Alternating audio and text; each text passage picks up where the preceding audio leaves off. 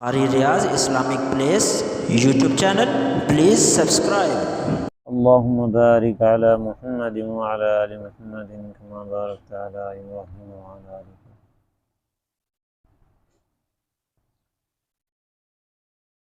جنت ماں کے قدموں میں ہے۔ عن معاویة بن جاہمة السلمی ان جاہمة جاء إلى النبي صلى الله عليه وسلم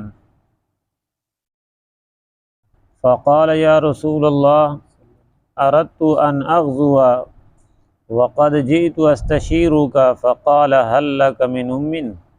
قال نعم. قال فألزمها فإن الجنة تحت رجلها۔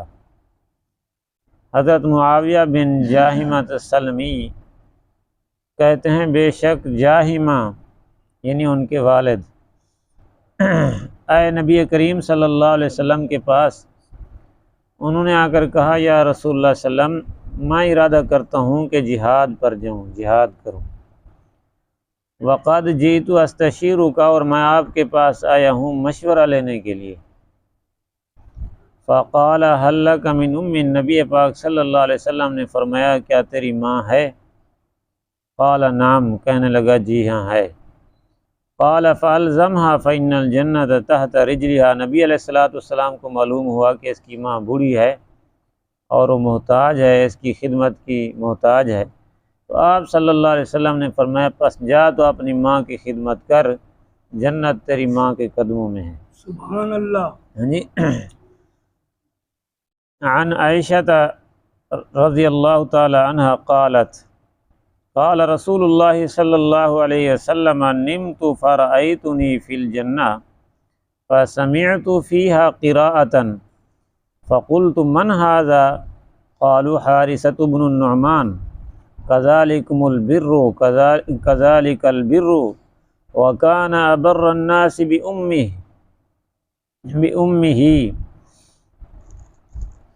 نبی کریم صلی اللہ علیہ وآلہ وسلم نے فرمایا،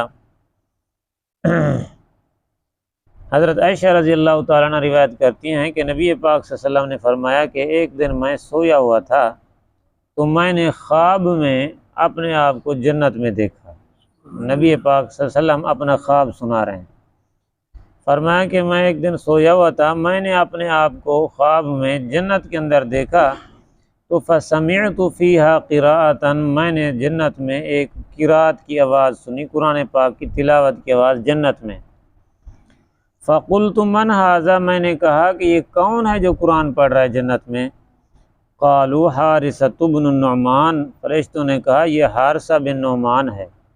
یہ کون ہے؟ حارثہ بن نعمان ہے، اللہ کے رسول قرآن پڑھ رہا ہے، یعنی وہ قرآن زمین پر پڑھ رہا ہے لیکن اس کی تلاوت کی آواز جنت میں فرشتے سن رہے ہیں۔ سبحان اللہ۔ تو فرمایا کذالکم البر کذالک البر وکان ابر الناس بامہ، فرمایا یہی ہے نیکی، یہ ہے اصل نیکی جو حارثہ کو یہاں تک پہنچایا ہے جس نے، اور وہ نیکی کیا ہے؟ فرمایا تم سب سے سارے لوگوں سے زیادہ ماں کے ساتھ اچھا سلوک حارثہ کرتا ہے، یہ ماں کے ساتھ اچھا سلوک کرتا ہے، یہ اس کی برکت ہے کہ آج حارثہ تو زمین پر بیٹھ کے قرآن پڑھ رہا ہے لیکن اس کی آواز جنت میں آ رہی ہے۔ بزرگوں، ماں باپ کی خدمت بہت بڑی چیز ہے۔ عن ابن عمر ان رجلا اتى النبي صلی اللہ علیہ وسلم فقال یا رسول اللہ انی اصبت ذنبا عظیما فهل لی توبۃ؟ قال هل لك من ام؟ قال لا۔ قال هل لك من خالۃ؟ قال نعم۔ قال فبرها۔ حضرت عبداللہ ابن عمر روایت کرتے ہیں کہ ایک آدمی آیا نبی پاک صلی اللہ علیہ وسلم کے پاس، کہنے لگا یا رسول اللہ صلی اللہ علیہ وسلم میں نے تو بہت بڑا گناہ کر لیا ہے، بہت بڑا، ذنبا عظیما، بہت بڑا گناہ کر لیا ہے، فہل لی توبۃ، کیا میری توبہ قبول ہو سکتی ہے، مجھے معافی مل سکتی ہے؟ آپ صلی اللہ علیہ وسلم نے فرمایا هل لك من ام، کیا تیری اماں ہے؟ قال لا، کہنے لگا اماں نہیں ہے۔ قال هل لك من خالۃ، کیا تیری اماں کی بہن، تیری خالہ ہے؟ قال نعم، کہنے لگا ہاں خالہ ہے۔ آپ صلی اللہ علیہ وسلم نے فرمایا جا اس کی خدمت کر، رب تیرے گناہ معاف کر دے گا۔ آمین۔ ہم خالہ کی خدمت کرنے سے رب معافیاں دے دیتا ہے، تو ماں کی خدمت کرنے کا کیا درجہ ہوگا اور کیا مقام ہوگا۔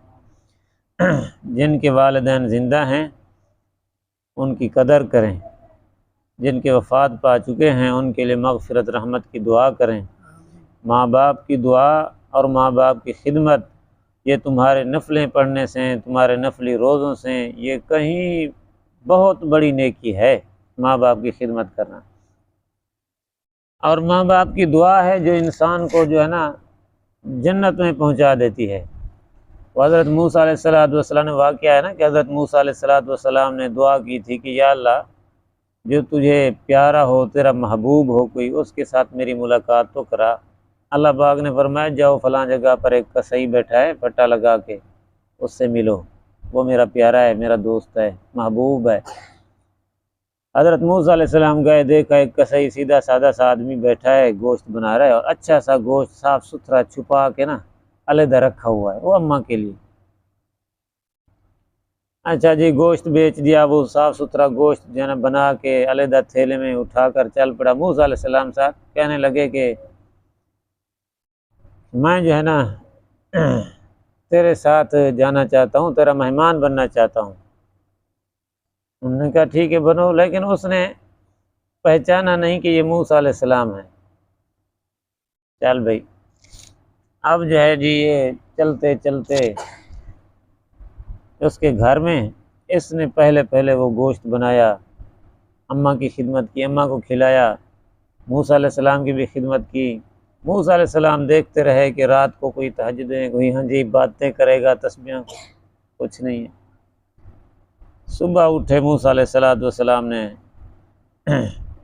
فرمایا کہ یار کیا ماجرا ہے، میں نے ایسے اللہ پاک سے دعا کی تھی، اللہ نے تیرے پاس بھیجا ہے، کیا تیرا عمل ہے؟ تو وہ جو ہے نا لے گیا اماں کے پاس، اماں کی خدمت کر رہا تھا، کھلا رہا تھا کچھ، تو اماں کے ہونٹ جو ہے نا آہستہ آہستہ ہل رہے تھے، بات کر رہی تھی بیٹے سے۔ موسیٰ علیہ السلام نے پوچھا کیا کہتی ہے تیری اماں؟ حضرت یہ اماں تو بس بوڑھی ہو گئی ہے نا، اب بس ایسے باتیں کرتی رہتی ہے۔ اماں کہتی ہے تو میری خدمت کرتا ہے، میرا رب تجھے جنت میں موسیٰ کا ساتھی بنائے۔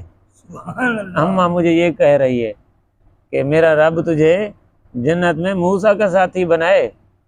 اماں بس ایسے شادی ہے یہ دعا کر رہی ہے، کہاں موسیٰ نبی اور میں ایک کسائی، تو موسیٰ علیہ السلام اللہ کے نبی کے ساتھ مجھے کہاں۔ تو حضرت موسیٰ علیہ السلام نے فرمایا پریشان نہ ہو، تیری اماں کی دعا موسیٰ کو خود تیرے گھر لے آئی ہے۔ تیری اماں کی دعا موسیٰ علیہ السلام کو خود تیرے گھر لے کر آ گئی ہے۔ جو ماں باپ کی دعا اتنا بڑی طاقت رکھتی ہے۔ اللہ پاک حدیث پاک میں آتا ہے مظلوم کی بد دعا اور انصاف کرنے والے حاکم کی دعا اور ماں باپ کی دعا اللہ جلدی قبول کرتے ہیں۔ تو بہرحال اللہ پاک ہمیں والدین کی خدمت کرنے کی توفیق عطا فرمائے، ان کا دل دکھانے سے ہمیں محفوظ فرمائے۔ ماں کی خدمت کیا کریں، وہ جب دعائیں دیں آمین کہا کرو۔ بعض دفعہ ایسے وقت ہوتے ہیں کہ وہ پریشان ہوتے ہیں، اس وقت ان کی خدمت کر کے دعائیں جو ہے نا سمیٹا کریں۔ وہ قبولیت کے ٹائم ہوتے ہیں، جب ان کو تکلیف ہو، ان کو پریشانی ہو نا، ان کی خدمت کریں تو ان کے دل سے دعا نکلتی ہے، تو وہ دعائیں سمیٹنے کا ٹائم ہوتا ہے، دعائیں حاصل کرنے کا ٹائم ہوتا ہے۔ دعائیں ان سے لیا کریں، اللہ پاک ہمیں عمل کی توفیق دے۔ بعض ساتھی وہ حدیث مشہور ہے نا واقعہ کہ نا ایک آدمی تھا، اس نے اپنے بیٹے کا مال جو ہے نا کوئی بغیر اجازت کے کھا لیا، اس نے جا کر نبی علیہ السلام کو شکایت لگا دی، میرا ابا جو ہے مجھ سے پوچھتا نہیں ہے، میرا مال کھا جاتا ہے۔ آپ صلی اللہ علیہ وسلم نے اس کے باپ کو بلوایا۔ اب وہ راستے میں آ بھی رہا ہے اور سوچتا ہوا آ رہا ہے کہ اس نے میری شکایت لگا دی نبی علیہ السلام کو، کاش کہ میرا بیٹا ہے، چلو مجھے ایک ہمسایہ سمجھ لیتا۔ آدمی ہمسائے کا خیال کر لیتا ہے، اپنا رشتہ دار سمجھ لیتا، کوئی دوست سمجھ لیتا، چلو مسلمان ایک ادنا سا سمجھ لیتا کہ آدمی مسلمان کا بھی خیال کرتا ہے، میرا باپ جو ہے بیٹا اتنا تو میرا خیال کر لیتا، شکایت تو نہ لگاتا نبی علیہ السلام کو۔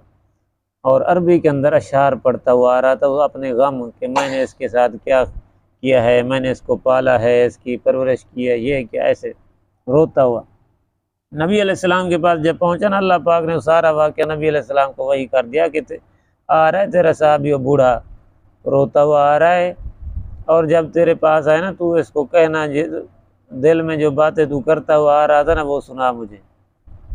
اس نے آ کر وہ اشعار کی شکل میں پڑھے تو نبی علیہ السلام کی آنکھوں مبارک سے آنسو آنا شروع ہو گئے۔